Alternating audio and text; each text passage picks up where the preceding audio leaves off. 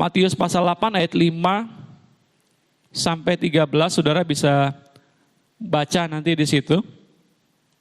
Ketika dia bertemu dengan Yesus, dia memohon kepada Yesus dan berkata, Tuhan tolonglah, hambaku sedang sakit. Tuhan bilang apa? Oke, nanti saya akan datang. Harusnya senang kan? Kalau Tuhan Yesus datang ke rumah kita, senang kan? Kalau seorang yang yang terkenal, ya, seorang contoh lah sekarang artis yang terkenal, contoh nih Noah kira-kira, terkenal kan? Atau Judika, datang ke rumah kita, senang nggak? Senang anak-anak muda mah, ih Judika, apa kabar? Ih senangnya aku bisa datang ke rumahku. Kita pasti bangga kan? Nah dia bangga, harusnya dia bangga kan? Tapi dia bilang begini, Tuhan, aku nggak layak menerima Tuhan di rumahku. Why? Mungkin dia punya cara pandang ini, Tuhan engkau terlalu agung, engkau terlalu mulia, engkau terlalu kudus, aku nggak layak terima Tuhan di rumahku. Katakan saja sepatah dua kata, bilang Miki Tuhan, satu kata dua kata. Jangan mikir repot-repot datang ke rumahku. Bilang Miki saja satu patah dua kata, pasti hambaku akan sembuh. Karena kenapa Tuhan? Saya ini seorang prajurit, kalau ku bilang sama bawahanku, sini kau datang ke sini. Prajuritku datang. Kalau ku bilang, pergi ke sana. Prajurit pergi. Kalau ku bilang, prajurit bikin kau ini, bikin kau kapurung dulu. Prajuritnya bikin kapurung. Lalu Tuhan bilang begini, Tuhan Yesus bilang gini, wow. Kalau saudara baca, saudara, saya ingin buka dulu. Matius 8 ayat 10, saudara. Setelah Yesus mendengar hal itu, heranlah ia dan berkata kepada mereka yang mengikutinya, aku berkata kepadamu sesungguhnya iman sebesar ini tidak pernah aku jumpai pada seorang pun di antara orang Israel. Aku berkata kepadamu banyak orang akan datang dari timur dan barat dan duduk makan bersama-sama dengan Abraham, Ishak dan Yakub di dalam kerajaan sorga. Saudara perhatikan ayat ini. Akan banyak orang yang di luar Tuhan, akan banyak orang yang di luarnya followernya Jesus, ya. Justru akan datang makan bersama-sama dengan Abraham, Ishak dan Israel di dalam kerajaan sorga. Saudara lihat di ayat yang ke-10 tadi, Tuhan bilang, aku berkata kepadamu, sesungguhnya iman sebesar ini tidak pernah aku jumpai pada seorang pun di antara orang Israel. Siapa orang Israel? Saudara dan saya adalah gambaran orang Israel. Kasih tahu kanan kirimu, katakan, kamu tuh orang Israel sebenarnya. Nah, Israel yang saya maksud di sini adalah pengikut Tuhan, orang Kristen. Orang yang percaya Yesus. Saudara kalau baca kan gini, banyak pengikutnya Yesus kan. Followernya banyak, subscribernya banyak saudara. Tapi Tuhan bilang begini, aku nggak pernah ketemu dengan orang yang seperti ini. Yesus heran melihat imannya perwira ini saudara. Dan yang cilakanya saudara, ayat 11 bilang gini, aku berkata kepadamu banyak orang akan datang dari timur dan barat. Orang yang di luar Yesus saudara. Ketika dia mulai mempercayai Yesus, dia dengar pemberitaan firman Tuhan, justru mereka tuh yang datang makan bersama Abraham, Ishak dan Yakub nanti dalam kerajaan sorga. Sedangkan kita orang Kristen yang agamanya Kristen, yang KTP-nya Kristen, gigi jari. Kenapa bisa? Lah orang kita cuma datang doang jadi follower, kita cuma datang jadi pengikut, jadi subscriber doang. Tapi kita nggak menghidupi apa yang Tuhan perintahkan. Ya. Ayat 12 bilang begini, sedangkan anak-anak kerajaan itu akan dicampakkan dalam kegelapan yang paling gelap. Anak kerajaan itu siapa? Kita, saya dan saudara adalah anak-anak kerajaan Allah. Ya. Kalau kita tidak punya pandangan yang benar seperti perwira di Kapernaum ini saudara, tidak punya iman yang benar saudara, hati-hati. Justru kita nanti akan dicampakkan. Orang yang baru percaya Yesus justru mereka menjadi yang terdepan saudara. Ada ayat berkata yang dahulu akan menjadi yang terkemudian akan menjadi yang terdahulu saudara. Saudara kalau saudara lihat selalu simak update-nya Bapak Pendeta John Lee saudara. Dia selalu penginjilan kemana-mana saudara. Dan banyak jiwa-jiwa yang selalu dimenangkan bagi kerajaan sorga. Perhatikan baik-baik. orang yang dengar firman Tuhan, pemberitaan firman Tuhan lewat hamba Tuhan Pak John Lee bersama Pak Adi, Bu Adi, justru mereka menjadi percaya. Mereka KTP mereka Muslim, tapi mereka percaya Yesus. Bagaimana dengan kita? KTP kita Kristen. Apakah kita menjadi pengikut Yesus yang percaya kepada Yesus? Ataukah kita hanya sekedar datang gereja, bikin panas bangku gereja, begitu kita berdiri, ini bangku jadi panas, ceplokin telur di situ, telurnya bisa matang, saudara. Apakah kita mau jadi orang yang seperti itu? Ataukah kita menjadi pengikut Yesus yang sejati, saudara? Mari miliki pandangan yang benar. Yang pertama kita belajar dari perwira di Kapernaum ini, saudara, yang punya pandangan yang benar tentang Tuhan. Dia nggak perlu, Tuhan gak usah repot datang ke rumah saya Tuhan. Bilang Miki saja, satu patah dua kata, pasti terjadi kesembuhan buat hambaku. Tuhan Yesus jadi heran. Ya. Biasanya kan kita yang heran lihat mujizat kan? Betul ya Eva ya? Kita lihat mujizat, wih terima kasih Tuhan, motor udah dapet, haleluya. Senang, bangga, kita heran lihat perbuatan Tuhan.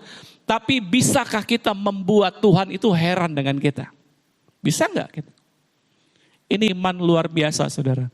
Punya cara pandang yang benar tentang Tuhan. Yang kedua saudara, kita akan belajar dari kisah kehidupan seorang Yusuf ya.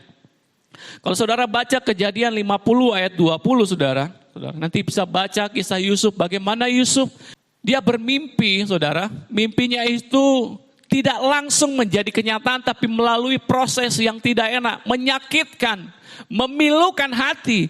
Bahkan dia dicampakkan ke dalam sumur dan dikabarkan kepada orang tuanya bilang apa? Mati mi Yusuf, bapak, ibu, mati mi kodong dimakan ki sama binatang buas ini bajunya robek-robek kodong penuh darah. Orang tua mana saudara yang tidak hancur hati ketika mendengar kabar bahwa anaknya mati? Pasti hancur hati. Tetapi Yusuf saudara dia punya cara pandang yang benar tentang Tuhan. Saudara, dia tidak menjadi kecewa, dia tidak menjadi putus asa, dia tidak menyalahkan Tuhan, dia pun tidak menyalahkan keluarganya, saudara. Ketika dia diangkat dari sumur, dia dijual ke Mesir, saudara. Di Mesir Tuhan mulai angkat dia, ya. Di Mesir Tuhan mulai promosikan dia, Tuhan buat orang Mesir itu mengasihi Yusuf. Bahkan kalau saudara baca kisahnya, Yusuf memelihara suatu bangsa yang besar. Seorang yang berdampak bagi bangsa yang besar. Bagaimana dengan kehidupan kita? Hidup kita udah berdampak belum? Gak usah jauh-jauh deh. Berdampak dulu bagi keluarga kita. Apakah kita udah berdampak bagi keluarga kita? Mari kita punya pandangan yang benar tentang siapa Tuhan yang kita sembah, saudara. Mari buka Kejadian 50 ayat 20, saudara, kalau kita saudara baca kisahnya ketika terjadi kelaparan yang hebat, akhirnya saudara-saudara Yusuf itu datang ke Mesir dan mencari makanan. Dan pada akhirnya Yusuf membuka identitasnya. Begitu dia buka identitasnya, saudara-saudaranya takut semua, dia bilang, mati Miki Ternyata Yusuf ini, mati mi. Dia ingat ini masalah yang lalu kita buang dia, mati madrasah Miki. Dia ketakutan, mereka ketakutan. Tapi karena Yusuf seorang yang dipenuhi dengan anugerah Tuhan, saudara, dia berkata seperti ini, saudara. Ayat 20, Kejadian 50 ayat 20. Memang, baca sama-sama.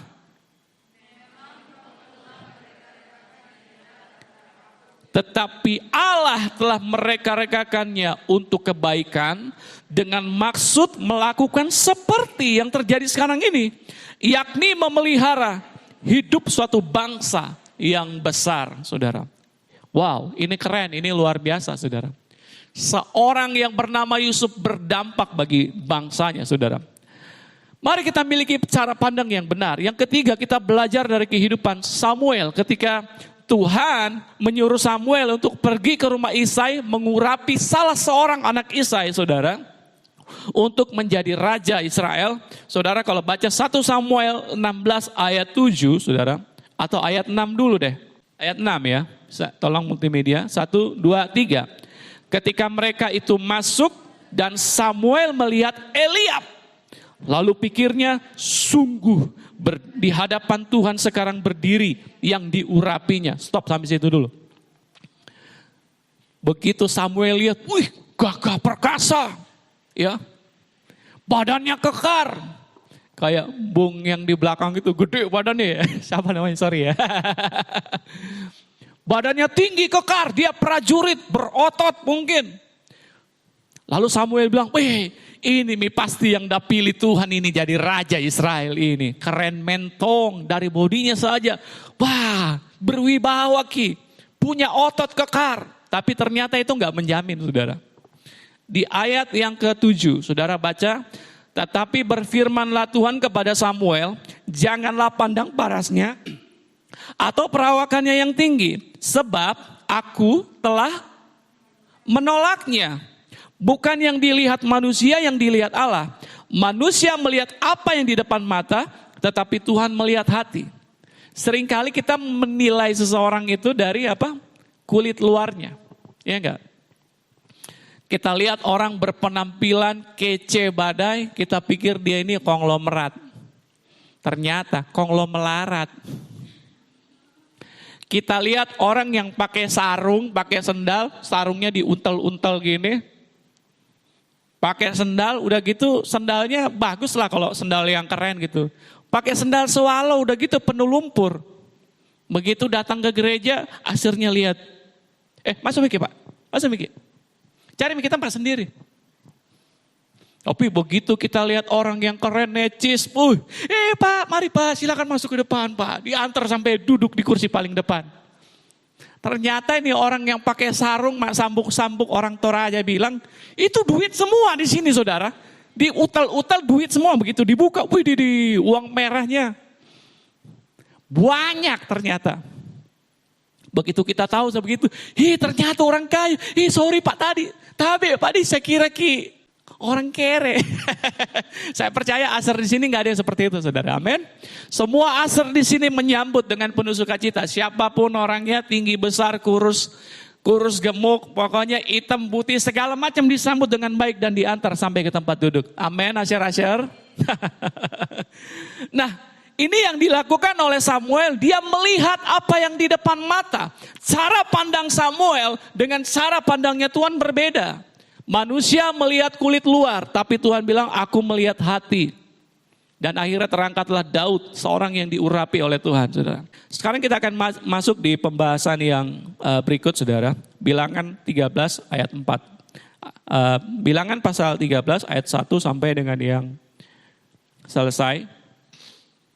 Tadi baru pembukaan ya, sekarang kita masuk di yang sebenarnya nih. Waduh, macam panjang banget ini.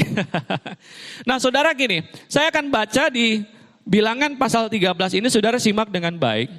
Judulnya adalah ke-12 pengintai. Tuhan berfirman kepada Musa. Siapa yang berfirman saudara?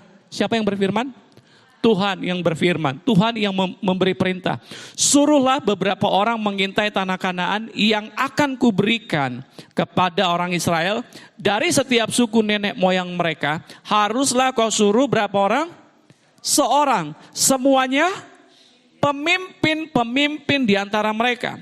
Lalu Musa menyuruh dari padang gurun Paran sesuai dengan pita Tuhan. Semua orang itu adalah kepala-kepala di antara orang Israel. Saudara bisa baca nanti di situ ada 12 orang yang terpilih. Kenapa ada 12? Karena suku Israel itu ada 12 saudara. Jadi setiap suku mewakili satu orang. Nah kalau saudara baca di ayat 2 dan ketiga saudara, di situ berkata orang-orang yang terpilih. Kira-kira saudara orang yang terpilih ini orang yang bodoh, orang yang lemah, atau orang yang kuat, yang pintar, cerdas, yang dapat diandalkan? Boleh kasih satu pandangan? Orang bodoh atau orang pintar? Hai? Orang pintar? Ada orang gak ya? Saya sendiri. Yang dipilih adalah orang-orang yang punya intelektual. Karena kenapa? Di sini yang dikatakan adalah orang-orang pemimpin, saudara. Bisa dilihat ayat 2 dulu ya, ayat 2. Mana ayat 2? Nah, semuanya pemimpin-pemimpin di antara mereka atau di antara suku-suku mereka dipilih satu orang pemimpin, saudara. Lanjut ayat 3. Semua orang itu adalah kepala-kepala di antara orang Israel. Jadi Tuhan menyuruh Musa untuk memberi perintah kepada 12 orang yang terpilih dari setiap suku saudara untuk pergi mengintai tanah perjanjian yang akan Tuhan berikan kepada mereka. Ya. Semuanya itu orang yang pemimpin saudara, yang punya kapasitas, yang punya kecerdasan intelektual, dan yang pasti punya wawasan yang luar biasa saudara dibanding orang-orang yang lain saudara. Nah ketika singkat cerita saudara, ketika mereka pergi untuk mengintai tanah Kanaan 40 hari lamanya ya, Musa bilang begini, lihat kok semuanya bagaimana keadaannya, apakah berkubu, apakah tanahnya datar atau tanahnya bergelombang, bagaimanakah, coba kau bawa dulu tuh hasilnya, hasil buah-buahannya, coba kau bawa dulu. Nah saudara, akhirnya mereka pulang saudara, waktu mereka pulang ya, mereka bawa itu hasilnya itu yaitu 1 tandan anggur. Saya mau tanya di sini, saudara berapa banyak saudara yang pernah makan anggur? Bisa angkat tangan saudara, yang pernah. Yang gak pernah sabar Ki. Beli Miki banyak di hypermart. Saudara pernah makan anggur 1 tandan itu bisa dipegang oleh tangan ya? Bisa ya, dipegang oleh tangan. Bahkan 1 orang pun bisa mungkin bawa puluhan sampai 100-an tandan kan anggur. Tapi Alkitab mencatat hasil dari anggur yang ada di tanah Kanaan itu saudara, itu 1 tandan 2 orang yang gandar, 2 orang yang pikul saudara. Bisa bayangkan betapa besarnya itu anggur. Ini anggur atau kelapa ini. Besarnya itu anggur. 1 tandan 2 orang yang bawa. Sedangkan anggur yang kita makan 1 orang itu bisa bawa puluhan tandan ya kan.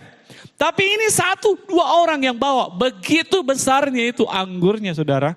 Begitu kerennya, begitu lebatnya buah anggurnya. Karena kenapa? Memang Tuhan berjanji kok untuk memberikan mereka suatu tanah perjanjian yang berlimpah-limpah susu dan madunya, saudara.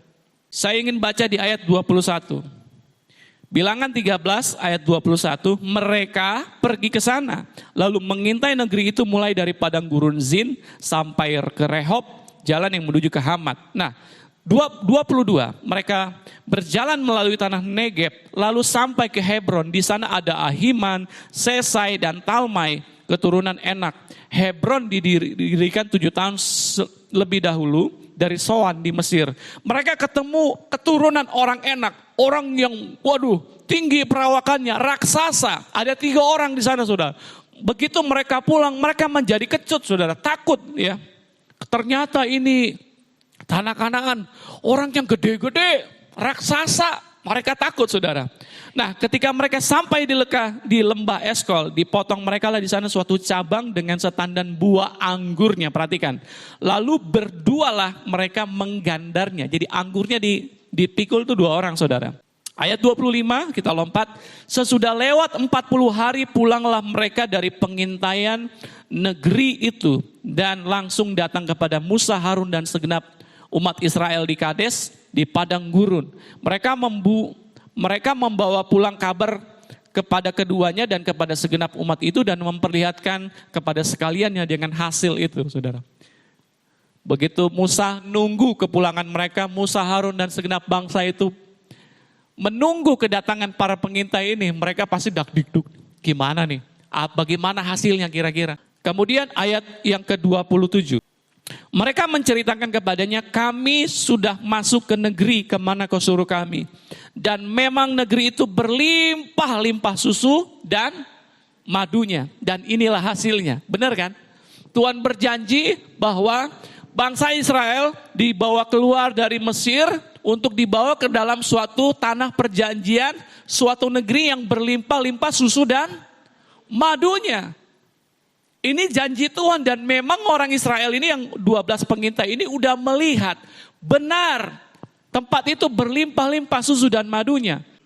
Saya ingin berkata kepada saudara, kalau Tuhan berjanji ingin menolong saudara, Tuhan akan mengeluarkan saudara dari Mesir dan membawa saudara kepada kehidupan yang baru, suatu tanah yang berlimpah-limpah susu dan madunya. Amin saudara. Tapi ingat, kalau saudara mengiring Tuhan, saudara udah dapat janji Tuhan, bukan berarti keadaan saudara akan baik-baik saja. Bukan berarti kehidupan saudara, jalan saudara akan lurus saja, enggak saudara. Perhatikan. Justru ketika saudara semakin dekat kepada Tuhan, ketika saudara semakin serius dengan Tuhan, justru Tuhan izinkan banyak persoalan, banyak pencobaan terjadi. Kenapa Tuhan izinkan? Kenapa sih Tuhan udah janji kok, Tuhan udah akan membawa kita ke dalam suatu negeri yang berlimpah-limpah susu dan madunya. Ngapain sih Tuhan pakai kasih pencobaan segala, langsung aja kayak gitu, nggak pakai lama. Tapi ternyata saudara, ujian itu saudara melatih iman kita untuk kita percaya Tuhan. Kasih tahu kanan kirimu, ujian yang Tuhan berikan melatih iman kita untuk percaya kepada Tuhan. Orang Israel berjalan 40 tahun saudara, bukan waktu yang singkat. Seharusnya bisa ditempuh dalam waktu 40 hari, 40 malam, udah goes langsung masuk tanah perjanjian. Tapi kenapa Tuhan justru mengizinkan mereka bisa muter-muter? Yang pertama, karena memang bangsa Israel ini tegar tengkuk saudara. Akhirnya Tuhan marah, Tuhan kasih putar-putar. Nah, putar-putar mau di situ sampai kau capek, sampai kau sadar baru saya bawa kau masuk. Dan masalah yang Tuhan izinkan terjadi itu melatih iman kita untuk memiliki cara pandang yang benar tentang siapa Tuhan yang kita sembah. Ya. Kalau saudara punya pemikiran yang keliru tentang Tuhan, perhatikan, pada saat saudara memiliki cara pandang yang salah tentang Tuhan, saudara akan mudah kecewa. Serius kami melayani Tuhan, rajin kah datang ibadah, ku kembalikan semua persepuluhan yang ku terima. Bahkan ku kasih lebih-lebih lagi. Bukan bisa per 10, 1/20 ku kasih kepada Tuhan. Tapi kenapa keadaanku begini? Capek ku enggak mau meka lagi deh melayani. Mundur meka dari pelayanan. Saya enggak mau lagi pelayanan, enggak ada Tuhan-Tuhanan, enggak ada ibadah-ibadahan. Bosan meka saya miskin. Ikut Tuhan Capek ku saya katanya kalau memberi Tuhan berkati. Ternyata enggak ada sih. Habis uangku ku kasih semuanya. Karena kita punya motivasi yang salah tentang Tuhan. Kita punya cara pandang yang keliru tentang Tuhan. Sehingga apa yang kita harapkan, Tuhan bilang begini, mungkin engkau berdoa juga, tetapi doamu itu salah. Doamu itu hendak kau pakai untuk memuaskan hawa nafsumu. Sehingga apa yang kita doakan gak terjadi. Jadi kita mulai kecewa dengan Tuhan. Kita mulai memiliki cara pandang dengan Tuhan. Makanya enggak sedikit saudara. Orang Kristen ada banyak yang meninggalkan Tuhan. Gara-gara kenapa? Udah bosan hidup miskin saudara. Capek ikut Tuhan. Puluhan tahun ikut Tuhan ternyata begini-begini aja. Saudara baca kisah Ayub. Ayub 2 ayat 10. Ayub 2 ayat 9. Mundur ke satu ayat. Ketika Tuhan izinkan masalah terjadi kepada Ayub, Tuhan memberi gelar kepada Ayub apa? Dia orang yang, bisa lihat ini, Ayub orang yang, sedikit aja yang jawab, berarti sedikit yang baca ini kisahnya Ayub nih, ikut dong, kasihannya jadi orang Kristen tidak tahu kisahnya Ayub. Ayub orang yang saleh. Tuhan memberi gelar kepada Ayub, orang yang saleh. Ketika iblis datang, dia menghadap kepada Tuhan. Tuhan bilang, kamu lihat gak tuh hambaku Ayub? Dia saleh, dia jujur, ya, punya prestasi di hadapan Tuhan. Tetapi Tuhan izinkan masalah terjadi kepada Ayub. Hartanya habis, saudara bayangkan. Dia konglomerat, tiba-tiba melarat, ya. Anaknya tiba-tiba mati semua. Bahkan bukan cuma itu. Tubuhnya ditimpa borok-borok saudara. Gatal-gatal, kandala-kandala mungkin. Sampai berair-air. Saya pernah sama istri saudara melayani ada orang yang kena kanker getah bening di lehernya saudara. Tahu bolu kukus saudara? Kayak begitu tumbuh di sini toh. Udah begitu netes-netes kayak airnya ondo. Aduh mama. Kalau ini iman gak kuat keluar-keluar semua ini isi perut. Istri saya ini paling gak tahan cium yang bau begitu saudara. Ya, begitu masuk melayani itu oleh kekuatan Tuhan bisa bertahan, bayangkan saudara. Secara manusia begitu cium baunya amis, gak tahan saudara. Tapi oleh perkenanan Tuhan kita bisa layani. Kita terus kasih kekuatan, saudara. Ini Ayub bukan cuma di lehernya kapang. Leher kanan mi, leher kiri mi, mungkin kepalanya mi kodong. Semua digaruk-garuk pakai beling. Pakai tangan tidak mempan mi. Pakai beling digaruk-garuk ikodong. Sampai habis itu daging-dagingnya tak cabuk semua. Saudara bisa bayangkan kalau saudara selami itu, kerinya digaruk-garuk habis dagingnya. Ayub mengalami penderitaan yang luar biasa, Tuhan izinkan terjadi. Tapi kalau saudara baca di ayat yang ke-9 dari Ayub pasal 2. Maka berkatalah istrinya kepadanya, masih bertekunkah engkau dalam kesalehanmu? Kutuki moko itu Tuhanmu dan mati moko saja. Harusnya istri ini menjadi penolong, menjadi pendamping yang setia. Baik dalam susah maupun senang. Dalam keadaan suka maupun duka. Amin, istri-istri. Ingat janji nikahnya. Ketika suamimu ada di bawah, ingat janji nikahmu. Jangan nanti begitu suaminya udah habis mikodong wana. Deh. Carai mikir deh. Nggak tahan kak saya hidup kere begini. Nggak mau sama kau lagi deh. Kan sinetron banyak kan yang begitu. Begitu suaminya konglomerat, nempel kayak perangkot setiap hari. Jalan kemana-mana sama suaminya. Begitu suaminya kere, dipecat atau kehilangan uang. Deh, siapa mau sama kau? Tidak ada uangmu. Pergi mau ke sana kau, saya mau cari yang lain. Sinetron saudara. Di tempat ini nggak ada. Amin, istri-istri. Nggak ada saudara. Nah ini yang terjadi. Istrinya Ayub punya cara pandang yang keliru tentang Tuhan. Tetapi Ayub punya cara pandang yang benar tentang Tuhan. Dia bilang begini, tetapi jawab Ayub ayat 10. Engkau berbicara seperti orang gila. Bahasa Paloponya begini, kayak orang gila kok kau bicara. Mau kau saja menerima yang baik dari Tuhan, tapi tidak mau kau terima yang buruknya. Ini bahasa Paloponya, translate saudara. Ya. Dalam kesemuanya itu, Ayub tidak berbuat dosa dengan bibirnya. Saudara bisa bayangkan cara pandang yang benar tentang Tuhan yang dialami oleh Ayub perlu kita pelajari. Jadi saya mau bilang pada saudara, perhatikan baik. Ketika kita berjalan bersama dengan Tuhan, mengiring Tuhan, saya bilang tadi, bukan berarti jalan kita mulus-mulus saja. Kasih tahu kanan kiri, ikut Tuhan bukan berarti mulus-mulus saja, Ces. Tapi ketika kita berjalan bersama dengan Tuhan, sekalipun banyak goncangan, banyak badai silih berganti, Tuhan akan kasih kita apa? Kekuatan untuk melewatinya. Jadi kalau saudara menghadapi badai, jangan berdoa supaya Tuhan angkat itu badai. Jangan kau berdoa supaya Tuhan angkat itu masalahmu, saudara. Kita nggak akan pernah lulus kalau begitu, ya. Kenapa? Kita berdoa Tuhan angkat ini masalah, nggak kuat kak. Nanti begitu berikut datang lagi masalah yang sama. Kita diuji dengan masalah yang sama. Kita nggak lulus-lulus di situ.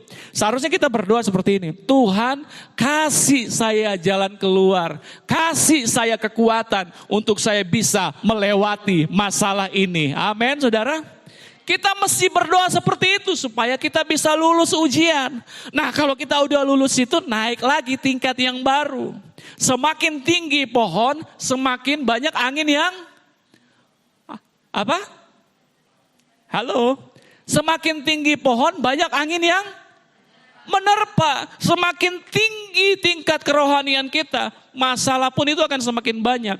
Tetapi saya percaya kalau kita berjalan bersama dengan Tuhan, Tuhan akan kasih kita kekuatan. Kasih tahu kanan kiri, Tuhan kasih kau kekuatan. Jangan kau takut.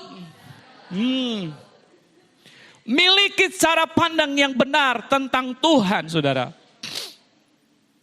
Ini yang dilakukan oleh bangsa Israel. 10 orang 12 orang yang pergi mengintai. 10 orang itu, saudara. 10 orang membawa kabar buruk, saudara. Bayangkan, saudara. Ayat 27 Bilangan pasal 13. Mereka menceritakan kepadanya, kami sudah masuk ke negeri kemana kau suruh kami, dan memang negeri itu berlimpah-limpah susu dan madunya. Dan inilah hasilnya. Hanya, saudara perhatikan, janji Tuhan bahwa Tuhan akan membawa orang Israel masuk ke tanah perjanjian yang berlimpah-limpah susu dan madunya. Benar kan? 12 pengintai ini lihat, memang benar. Berlimpah-limpah susu dan madunya. Cocok itu, seperti yang Tuhan bilang. Hanya, ada kalimat hanya. Ini kalau ada kalimat hanya akan menghapus semua cerita pertama tadi. Contoh, kata hanya saya ganti dengan tapi. Contoh, Jus itu orangnya baik sekali. Kalau dia bicara tuh kayak ada kekuatan yang mengalir kepada saya gitu loh. Tapi, ada tapinya. Kalau ada kata tapi, itu semua yang dicerita pertama tadi terhapus. Kebaikannya, caranya bicara terhapus. Tapi, kalau marah, ngeri Pak. Perbuatan yang pertama tadi udah terhapus. Karena kenapa? Ada kalimat tapi. Nah di sini, orang Israel berkata gini, hanya bangsa yang diam di negeri itu kuat-kuat Ki. Kotanya berkubu dan sangat besar. Keturunan Enak juga kami lihat di sana. Orang Amalek diam di negeri, di tanah Negeb. Orang Het, orang Yebus, orang Amori diam di pegunungan. Orang Kanaan diam di sepanjang laut dan sepanjang tepi sungai Yordan. 10 orang itu saudara, membuat satu bangsa menjadi ciut nyalinya. Bayangkan saudara. Seorang pemimpin yang harusnya memberikan motivasi kepada suku-sukunya. Justru mereka membuat mereka semua jadi ciut nyalinya saudara.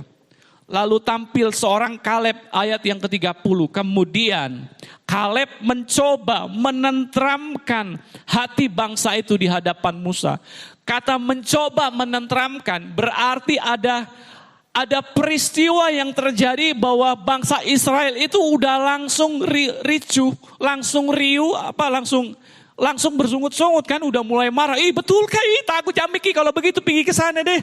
Nanti mati ki semuanya. Tapi Kaleb mencoba untuk menenteramkan hati bangsa itu di hadapan Musa. Katanya dia bilang begini, Kaleb bilang, tidak.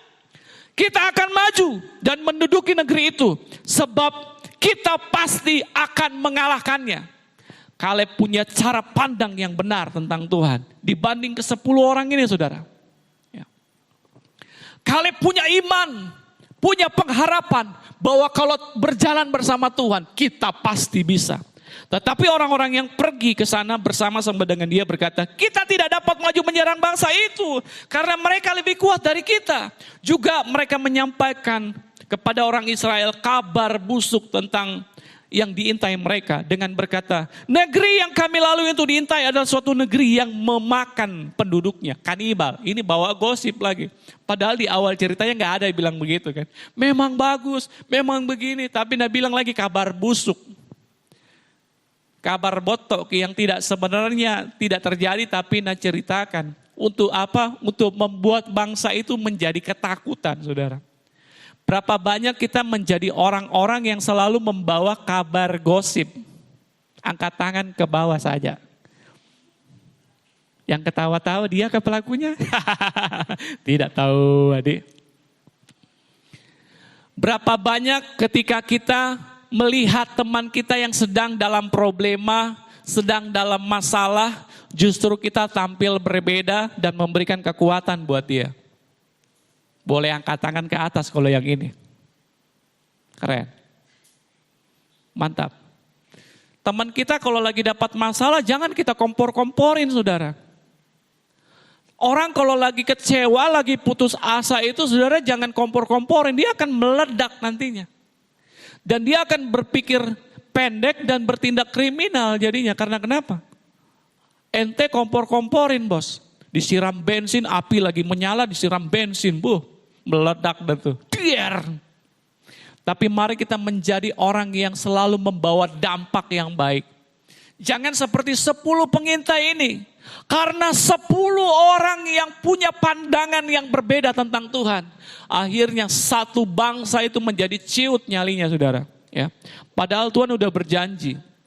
Ayat 33. Juga kami lihat di sana orang-orang raksasa, orang enak yang berasal dari orang-orang raksasa, dan kami lihat diri kami seperti belalang, dan demikian juga mereka terhadap kami. Di pasal 14, saudara kalau baca di situ pemberontakan umat Israel. Lalu segenap umat itu mengeluarkan suara nyaring dan mereka menangis pada malam itu.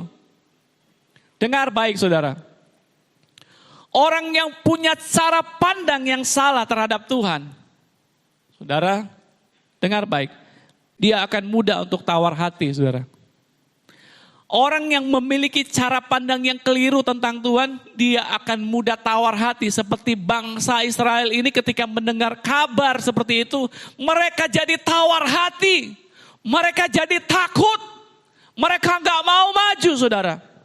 Dan orang yang memiliki cara pandang yang salah tentang Tuhan, saudara lihat di ayat yang kedua, bersungut-sungutlah semua orang Israel kepada Musa dan Harun, dan segenap umat itu berkata kepada mereka, sekiranya kami mati saja di tanah Mesir atau di padang gurun ini.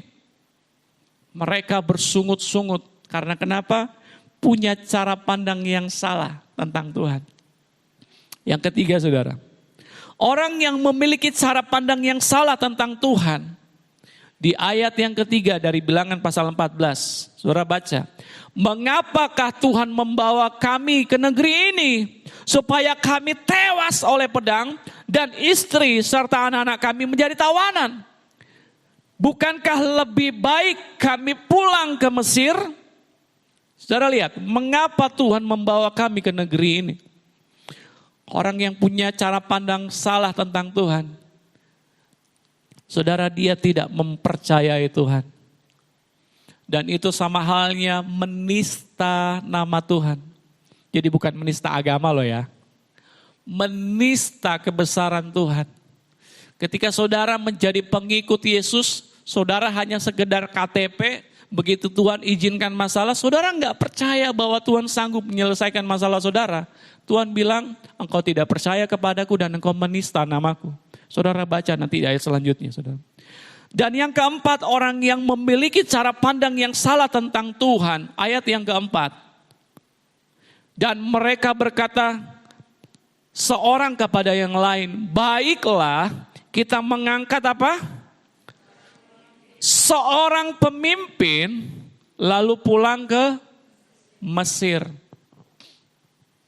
Mesir berbicara tentang gambaran hidup lama, gaya hidup yang lama. Berbicara tentang dosa. Ada banyak orang sudah di tengah perjalanan mengiring Tuhan tiba-tiba kembali ke Mesir. Kembali ke kehidupan dunia. Kembali kepada dosa masa lalu, saudara. Padahal tinggal selangkah lagi, saudara, masuk ke dalam tanah perjanjian. Tapi karena enggak tahan, lewati proses, tidak tahan, lewati masalah yang Tuhan izinkan terjadi, sehingga mereka mengambil keputusan untuk kembali ke Mesir. Yang keempat, saudara, orang yang punya cara pandang yang salah tentang Tuhan, dia akan jadi pemberontak. Orang Israel ini memberontak kepada Tuhan dan mereka bilang, ayo kita angkat saja satu pemimpin. Siapa yang bisa bawa kita kembali ke Mesir? Ayo kita kembali saja. Capek ikut Tuhan, begini caranya. Kenapa Tuhan bawa ke sini? Tuhan mau bunuh kita saja di sini. Lebih baik kita ke Mesir saja, di sana tersedia segalanya, sing. Ada susu, makanan, semangka dan lain sebagainya, enak di sana. Di sini ikut Tuhan, kering, tidak ada apa-apa, tena, batang keke, orang Makassar bilang. Gak ada apa dimakan.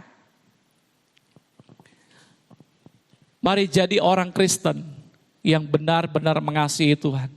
Tidak berontak kepada Tuhan. Ketika Tuhan, perhatikan saudara, ketika Tuhan izinkan masalah terjadi dalam hidupmu, saudara, halo. Ketika saudara Tuhan izinkan pergumulan saudara terjadi dalam hidupmu, saudara harus berkata seperti ini, Tuhan, I surrender, saya berserah. Jadilah padaku seperti apa yang Tuhan pandang baik. Ketika proses masalah Tuhan izinkan terjadi, jangan kita jadi pemberontak. Biarkan Tuhan mengalir, biarkan Tuhan mengatur langkah hidupmu. Biarkan Tuhan izinkan proses. Karena ketika Tuhan proses itu, Tuhan gak biarkan saudara tinggal sendiri sebagai seorang yatim piatu. Tapi Tuhan itu akan memegang tangan kananmu dan memberi engkau kemenangan. Amin. Tuhan akan menolong engkau melewati masalah apapun. Kita udah dengar kabar bahwa tahun depan akan terjadi resesi, ya. Tahun depan akan menjadi suatu keadaan yang sulit. Kita nggak tahu, saudara. Tahun depan belum nyampe, tapi udah ada aja prediksinya. Saya nggak tahu apa yang terjadi. Tapi saya percaya orang yang duduk dalam lindungan yang maha tinggi dan bermalam dalam naungan yang maha kuasa akan berkata apa? Kepada Tuhan, tempat perlindunganku dan kubu pertahananku, Allahku yang kupercaya. Sekalipun rebah 1.000 di sisi kiri kita dan 10.000 di sebelah kanan kita, bahkan berlaksa-laksa orang jatuh sekalipun, kalau kita berjalan bersama dengan Tuhan, kita percaya kita pasti akan menang. Masalah apapun, resesi sebesar apapun, kalau kita berjalan melangkah bersama dengan Tuhan, saya percaya Tuhan akan ubah padang gurun menjadi kebun buah-buahan. Tuhan akan buat masalah-masalah yang sulit menjadi mudah bagi kita. Amin. Tahun-tahun kekeringan pun akan ada mata air. Tuhan akan mencurahkan hujannya pada kita. Hujan pada awal musim dan pada akhir musim akan dicurahkan bersama-sama dalam hidup saudara. Amin, saudara. Saudara amin kan, saudara? Kita nggak pernah tahu, nggak pernah membayangkan bahwa corona akan terjadi kan? Betul kan? 2 tahun, saudara, hampir 2 tahun kita lewati masa corona, lepuang. Kami mengalami, saudara, tadi pagi saya udah cerita, bahkan udah berkali-kali dicerita, saudara. Ada 5 staf kami semuanya itu dirumahkan. Ada Joshua di sini. Salah satunya ada Ines. Ada siapa lagi? Ibu Eli, istrinya Pak William. Ada siapa lagi? Ada Titi, siapa lagi satu itu? Kulupai, Mi. Karena lama, Mi. Dirumahkan, saudara. Kenapa kudung dirumahkan? Mau bayar pakai apa? Tidak ada pemasukan. Yang ada pengeluaran terus itu kawin tiap bulan. Dibayar mi gajinya, ketena pemasukan. Yang ada gulung tikar nanti jadinya. Itu yang Tuhan izinkan terjadi. Bahkan mesin konveksi pun dijual, saudara. Saudara lihat ke sini dulu, saudara. Berikan perhatian terhadap pemberitaan firman Tuhan supaya saudara paham dan mengerti ya. Nanti saudara pulang gak ngerti apa-apa, ditanya firman apa tadi? Nggak aku tahu, pokoknya lucu-lucu pendetanya. Lucu pendetanya, nggak tahu firmannya. Nah, karena kenapa? Nggak beri perhatian kepada firman Tuhan. Ayo, saya mengajak, saya mengimbau setiap kita, ayo berikan perhatian terhadap firman Tuhan. Jadi ketika corona melanda, bukan hanya kami saja tentunya, bahkan seluruh dunia pun mengalami, saudara. Masa-masa paceklik 2 tahun itu kami lewati, saudara. Tidak ada pemasukan. Kalau ada satu hari pembeli yang order, puji Tuhan sekali, bersyukur, saudara. Tapi saya bilang sama istri saya, kita lewati ini karena kita tahu Tuhan yang bersama kita. Saya nggak takut, saudara. Saya nggak khawatir, saya nggak gentar sedikit pun menghadapi masalah itu. Karena kenapa? Saya jalan sama Tuhan kok. Saya melayani Tuhan sungguh-sungguh, kok ngapain saya takut? Tuhan boleh izinkan terjadi, tapi saya tahu Tuhan tidak pernah lepaskan tangannya, dia tetap pegang saya. Sini kok, saya pegang kok, jangan kok takut. Memang berjalan bersama dengan Tuhan, saudara, itu tidak nyaman. Saudara ngerti bahasanya? Berjalan bersama dengan Tuhan itu tidak nyaman, tetapi itu aman. Daud berkata, sekalipun aku lewat lembah kekelaman, aku tidak takut bahaya. Lembah kekelaman berbicara tentang keadaan yang tidak nyaman. Tetapi Daud berkata, tetapi aku tidak takut bahaya, sebab engkau besertaku. Amin, saudara. Berjalan bersama Tuhan itu tidak nyaman, tetapi itu aman, saudara. Jadi menghadapi situasi apapun, saudara nggak usah takut. Jadi kami hadapi semuanya dengan syukur, sukacita aja. Tiap hari mau makan. Bahkan saudara bayangkan masa corona. Satu hari kita bisa makan berkali-kali saudara. Bayangkan. Pagi makan, siang makan, sore makan gorengan, minum kopi, teh. Wah, enak sekali saudara. Bayangkan masa krisis loh. Tapi bisa menikmati berkat Tuhan. Keren kan Tuhan kita? Iya kan? Padahal gak ada pemasukan. Itu yang membuat saya heran. Dengan perbuatan Tuhan. Tapi saya percaya saudara, kalau kita sungguh-sungguh mengasihi Tuhan, mengiring Tuhan, apapun yang kau hadapi, situasi ke depan yang katanya akan terjadi resesi, saya percaya Tuhan itu akan bela saudara. Amin saudara. Tuhan itu akan tolong saudara melewati apapun yang akan terjadi. Gak usah takut saudara. Kalau saudara melayani Tuhan dengan sungguh-sungguh, dengar. Kalimat petik sungguh-sungguh, bukan setengah-setengah, bukan separuh-separuh. Melayani Tuhan dengan sungguh-sungguh, lalu kau mati kelaparan, Tuhan itu mempermalukan dirinya. Kenapa? Orang akan bilang, ih ini yang melayani di Betani, ih kodong mati ki dia kodong. Ini kayak yang main tamborin ini, setiap minggu gerak sana sini, kenapa dia mati kelaparan? Orang akan cerita seperti itu dan Tuhan akan malu. Saya percaya saudara, kalau saudara melayani Tuhan dengan sungguh-sungguh, Tuhan akan jamin hidup. Amin. Tuhan akan supply semua keperluan yang ada di kosmu. Tuhan akan kasih engkau apa? Beras, telur, Indomie, apalagi.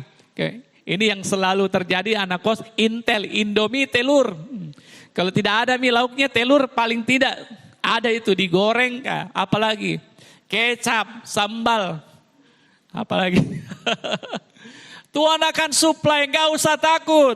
Ya, jalan aja bersama dengan Tuhan. Yang penting kita punya konsep pemikiran, cara pandang yang benar tentang Tuhan. Saya percaya Tuhan akan jamin hidup saudara. Amin saudara. Mari kita miliki cara pandang yang benar tentang Tuhan saudara. Supaya kita bisa melihat penyertaan Tuhan semakin nyata dalam kehidupan kita saudara. Di akhir khotbah saya sebagai kesimpulan saudara, kalau mungkin engkau hari ini sedang mengalami pergumulan, engkau sedang berdoa dan hari ini doamu sampai saat ini belum Tuhan jawab, saudara harus tetap memiliki cara pandang yang benar tentang Tuhan. Yang kedua saudara, jangan kecewa kalau doamu tidak dijawab. Mungkin Tuhan sedang tetap menantikan engkau dalam hadiratnya. Tuhan masih pengen menunggui engkau dan menaikkan penyembahan kepada Tuhan. Tuhan masih pengen berlama-lama dengan engkau. Tuhan masih ingin menikmati pujian yang keluar dari hati dan mulutmu kepada Tuhan. Sehingga Tuhan masih tahan dulu. Saya masih pengen dengar dia. Soalnya kalau ku jawab ke doanya tuh, gak mau lagi dia datang ke saya. Berhenti mi. Kan banyak orang Kristen begitu. Begitu butuh sesuatu, Tuhan tolong gak Tuhan. Berdoa sama Tuhan sungguh-sungguh. Sampai air mata keluar. Sampai air hidung keluar. Sampai bebek elonya keluar juga. Keluar ke semuanya. Karena lagi serius dengan Tuhan. Tapi begitu Tuhan jawab doanya. Tuhan terima kasih Le. Tuhan jawab doaku. Nanti pilih lagi Tuhan. Saya datang kepada Tuhan Itu sebabnya kenapa Tuhan izinkan doa kita sampai saat ini belum dijawab. Karena Tuhan masih merindukan penyembahanmu. Tetap dalam hadirat Tuhan. Tetap nantikan, kuatkan, teguhkan dan teguhkanlah hatimu saudara. Amin saudara. Kiranya Tuhan memberkati setiap kita pagi